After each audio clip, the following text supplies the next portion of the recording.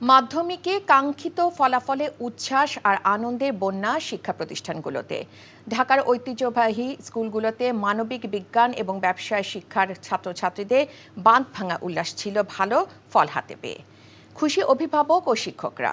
নাজিবুর রহমানকে সঙ্গে নিয়ে নিয়ামুল আজিজ সাদেকের রিপোর্ট। আনন্দের যেন সীমা পরিসীমা নেই। এ বছরের কষ্টার্জিত পরিশ্রমের ফলাফল হাতে পেয়ে উচ্ছ্বসিত ছাত্রীরা।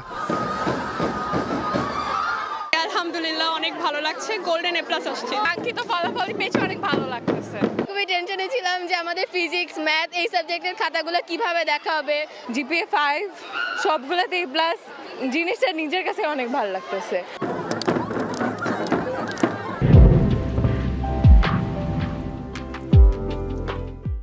এবছর সর্বোচ্চ ভালো ফলাফল জিপিএ 5 পেয়েছেন 1,82,129 শিক্ষার্থী। তাদের মধ্যে ছাত্রী সংখ্যা 98,776 জন আর ছাত্র সংখ্যা 83,353 জন।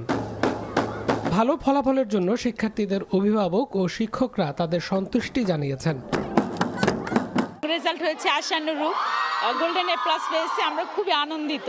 এটা আমার জীবনের সর্বশ্রেষ্ঠ অনুভূতি। ওর ভবিষ্যৎ পরিকল্পনা মেডিকেলে পড়ার। মেয়ের থেকে দেখা যাচ্ছে যে আমরা বেশি এক্সাইটেড ছিলাম। উদযাপনটাও ছিল ব্যতিক্রম। ঢোল পিটিয়ে নেচে গিয়ে আনন্দ প্রকাশ করেছে কোনো কোনো স্কুলে, আবার কোনো স্কুলে নিজেদের এই স্মরণীয় মুহূর্ত ফ্রেমে বন্দি করে রেখেছেন। আমরা খুব খুশি আমাদের বাচ্চাদের এই ফলাফলে, এবং এটা ওরা ডিজার্ভ করে। আমরা টিচাররা তো যথেষ্ট চেষ্টা করেছি, তারা নিজেরাও চেষ্টা করেছে, তাদের প্যারেন্টসও পাশে ছিল। এত পরিশ্রম করছি বাচ্চাদেরকে নিয়ে, মানে আমরাও চাইছি খুব ভালো একটা রেজাল্ট আসুক, আমরা যেন মানসিকভাবে একটু শান্তি পাই। মাধ্যমিকের গণ্ডি পেরিয়ে উচ্চ মাধ্যমিকেও ভালো ফলাফলের আশা অভিভাবক ও শিক্ষার্থীদের।